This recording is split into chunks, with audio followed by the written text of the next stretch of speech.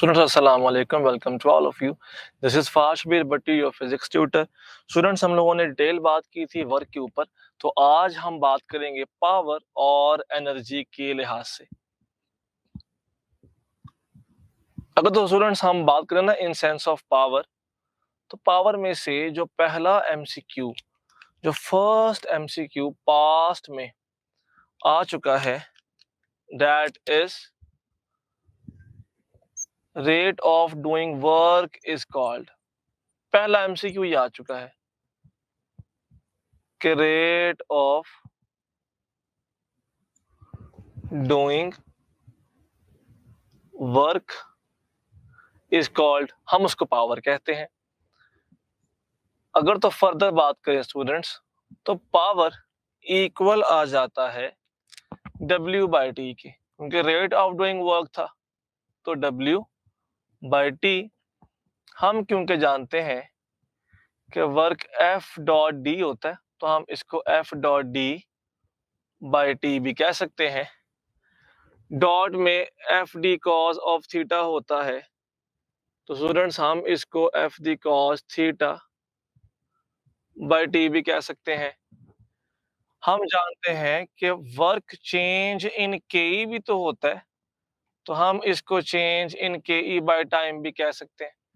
और change in के ई होता है हमारे पास 1/2 M V F square minus V I square, और साथ नीचे आ गया टी। हम ये बात स्टूडेंट्स जानते हैं कि work change in potential energy भी तो होता है, तो यहां से कह सकते हैं M G H one minus H two, जबकि साथ में आ जाएगा टी। हमारे पास स्टूडेंट्स तीनों केस जो यहाँ पर मौजूद हैं, ये तीनों केस है एवरेज पावर के। These are the cases of average power. फर्ज कर लीजिए इस केस में कि हमारे पास अगर पूछा जाए कि व्हाट इज इंस्टेंटेनियस पावर, उसका सिर्फ एक फार्मूला है which is dot product of force and velocity. क्योंकि यहाँ पे जो वेलोसिटी होती है वो इंस्टेंटेनियस होती है। डॉट को ओपन करेंगे बेटा तो हम इसको F V cos of theta भी कह सकते हैं। अगर तो बात करते हैं इन सेंस ऑफ यूनिट्स, तो याद रखिएगा कि जो पावर है वर्क बाय टाइम, तो जूल पर सेकंड इसका यूनिट होता है, जिसको हम एसआई में वॉट कहते हैं, which is equal to kilogram meter square पर सेकंड क्यूब। अगर तो ओल्ड यूनिट की बात की जाती तो पहले हम हॉर्स पावर भी इस्तेमाल करते थे। 1 horse power is equal to 746 watts, जिसको आसानी के लिए हम 750 वॉट्स भी कह सकते हैं। जबकि अगर स्टूडेंट्स यहीं पर नेचर ऑफ पावर की बात कर ली जाए, तो power is a scalar quantity. Power एक स्केलर क्वांटिटी है। अब जरा फर्दर नोट कीजिएगा, अगर मैं कुछ फर्दर यहाँ पर चेंजेस करना चाहूं, तो हम कुछ फार्मूलाज पावर के एनर्जी को पढ़ने के बाद भी डिराइव करेंगे, और उन की स्पेस मैं यहाँ पर ड्रॉ कर रहा हूँ ताकि ये स्पेस आप भी छोड़ दें। अगर हम फर्दर स्टूडेंट्स बात करें, तो हमें यहाँ से एमसीक्यूज कैसे कैसे पिक किए जा सकते हैं। पहली बात तो ये हमसे कहा जा सकता है कि a stone of mass 10 kg is lifted to height of 5 meter in 25 second. This is time. तो बताइए कि पावर क्या होगी? What will be power in this case? बेटा अल्फा है 20 सेकेंड, बीटा है 2 सेकेंड, चार्ली है 40 सेकेंड, जबकि जो डेल्टा है 4 सेकेंड। तो बेटा जी आपने 10 पुट करना है। ठीक है? अगर वो ना कहे बेटा तब भी 10 ही पुट करना है। तो P इज़ इक्वल टू बेटा हम सिंपल क्योंकि लिफ्ट कर रहे थे तो mgh/t यूज़ करेंगे बेटा। m आ जाएगा 10 बेटा g भी आ जाएगा 10 जबकि h आ जाएगा 5 और बेटा यहाँ पर बन जाएगा टाइम इज़ 25। बेटा आसानी के लिए ना आपको G10 ही पुट करना चाहिए। और अगर तो बड़ा जनरल बात की जाए ना, तो आपको जब तक 9.8 गिवन ना हो, मेरा मशवरा आपको ये है कि आप 10 ही पुट करें। एग्ज़ैक्ट आंसर अगर नहीं भी आएगा ना बेटा, तो क्लोज़ेस्ट आंसर तो आप अचीव कर लेंगे इस केस में। ठीक है? बेटा कट करेंगे तो यहाँ पर 5 आ जाएगा। बेटा 5 कट करेगा तो 2 आ जाएगा। 2 into 10 इज़ इक्वल टू 20 क्योंकि बेटा हम पावर देख रहे थे, अच्छा मतलब अगर टाइम के लिहाज से, तो बेटा ये फिर सारे वॉट की सेंस में होंगे, ठीक है? तो आंसर विल बी 20 वॉट, तो answer will be alpha.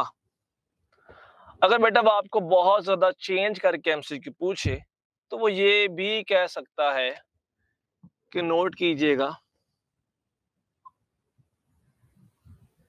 1 meter cube of water is being lifted, हमने उसको हाइट पर उठाया है, height of 0.1 meter in 100 second. बताइए पावर क्या होगी? बेटा साथ ही में ऑप्शंस गिवन है 1 what, beta is 10 what, Charlie is 100 what, जबकि डेल्टा इज 0.1 वॉट। बेटा इशू यहाँ पर ये कि मैं मैथ्स तो गिवन ही नहीं है, हम जानते हैं mgh/t को, तुम्हें तो मैथ्स नहीं पता बेटा। अब क्योंकि हमने ये बात पढ़ी होती है कि density is equal to mass पर वॉल्यूम होता है, तो यहां से आ जाता है mass is equal to density into volume. बेटा पावर आ जाएगा mgh नहीं, अब density into volume gh/t। Density बेटा वाला कितनी गिवन है? 1000। वॉल्यूम बेटा कितना गिवन है? 1। हमें याद होना चाहिए कि डेंसिटी ऑफ वाटर 1000 होती है। बेटा जो G गिवन है G इज 10, जबकि H इज गिवन 0.1 और बेटा इस 0.1 को ना मैं 1/10 भी कह सकता हूँ। साथ बेटा जी नीचे आ गया time, time is 100 second. Sir note कीजिएगा बेटा, ये 2 जीरोस कट गए इसके साथ, एक कट गया इसके साथ, बाकी मेरे पास सिर्फ क्या रह गया? 10। तो आंसर इज बीटा 10 वॉट। अब जरा नोट करें बेटा, साथ में एमसीक्यू ये भी आ सकता है कि if two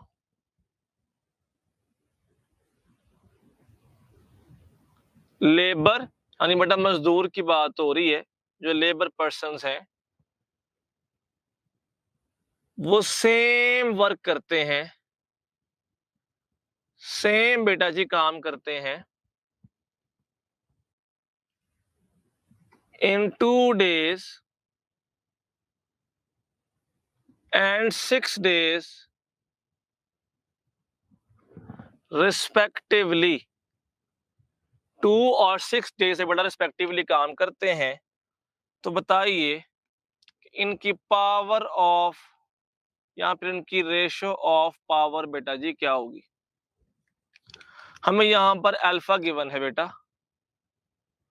alpha is 1/6, beta is 6/1, Charlie is 1:3, delta is 3:1। बेटा अगर तो वर्क सेम हो ना तो फिर पावर का फार्मूला बन जाता है power is equal to W/T। अब क्योंकि वर्क तो सेम था तो पावर बेटा जी इनवर्स ऑफ टाइम आ गया। यहां से मेरे पास रेशो की फॉर्म में पावर कुछ यूं बन जाता है P1/P2 is equal to T2/T1। Time 2 is 6 days, time 1 is 2 days, तो answer will be 3/1 which is delta option. बेटा अगर मैं वर्क को कांस्टेंट रखते हुए अगर बेटा जी मैं वर्क को कांस्टेंट रखते हुए बेटा अगर वर्क कांस्टेंट हो तो यस,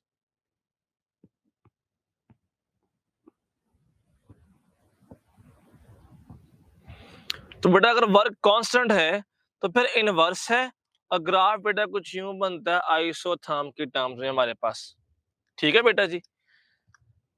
बेटा जनरली पावर वैसे हमें बेटा कुछ इस तरह के एमसीक्यूज पिक किए जाते हैं। चलें अब जरा फर्दर नोट करते हैं हम कि अगर इससे आगे देखें तो एनर्जी किस तरह से हम डील करेंगे। बेटा अगर एनर्जी की बात की जाए तो हम बात करते हैं मैकेनिकल एनर्जी की। एनर्जी हम जनरल वे में वैसे कह देते हैं कि this is ability of a body to do work, कि बॉडी के पास कितनी एबिलिटी है, सलाहियत है, जान है कि वो काम कर सके। अच्छा बेटा अगर तो बेटा जी हम इस केस में टाइप्स ऑफ एनर्जी का जिक्र करेंगे ना बेटा तो वो हमारे पास आ जाती हैं दो टाइप्स।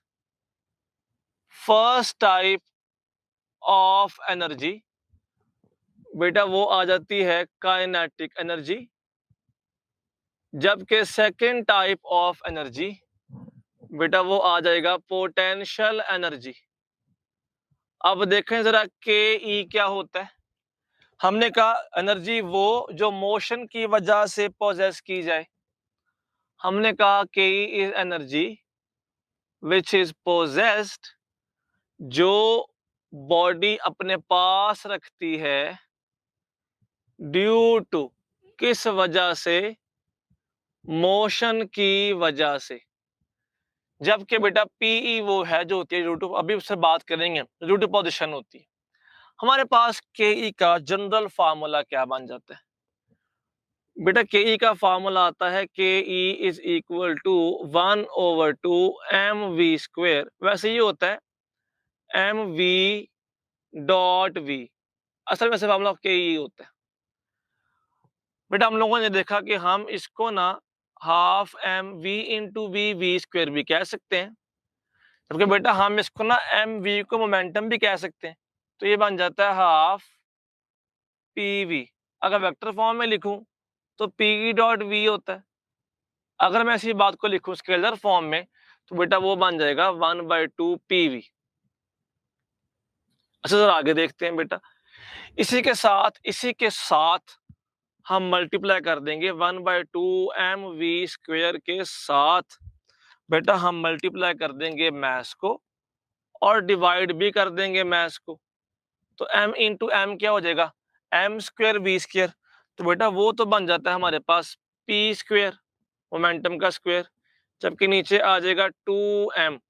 अब जरा नोट कीजिएगा, ये वाला पहला फार्मूला है जिसको हम यूज कर सकते हैं टू कैलकुलेट के ई। ये बेटा सेकंड है जो यूज हो सकता है फॉर कैलकुलेशन, जबकि बेटा this is the third formula which can be used for calculation. तीन हमने निकाल ली, ठीक है। अब बेटा क्या आपको ये बात याद है कि हम लोगों ने पढ़ा होता है कि चेंज इन, जी बेटा जी दोबारा देख लीजिए प्लीज। बेटा के का असल फार्मूला होता है 1/2 mv.v। बेटा v इंटू वी करेंगे तो v² बनता है, तो हमने कह दिया 1/2 mv²। बेटा हम ना इसको लिख सकते हैं ना v.v के बजाय कुछ यूं कि mv और v, तो बेटा भला क्या होता है mv, मोमेंटम होता है, तो मोमेंटम इंटू v आ गया बेटा जी, हमने उसी को हाफ pv कह दिया। अब बेटा इसी के साथ अगर मल्टीप्लाई कर दें m तो ऊपर आ जाएगा m स्क्वायर v स्क्वायर, बेटा एम वी तो होता है momentum, M square V square क्या बनेगा मोमेंटम का स्क्वायर, और नीचे बेटा आ गया 2m। क्लियर होगा बेटा? चेंज इन मोमेंटम बेटा जी होता है final momentum minus initial momentum. अच्छा फर्ज कर लीजिए कि बॉडी इनिशियली रेस्ट पर है, बॉडी इनिशियली क्या है, रेस्ट पे।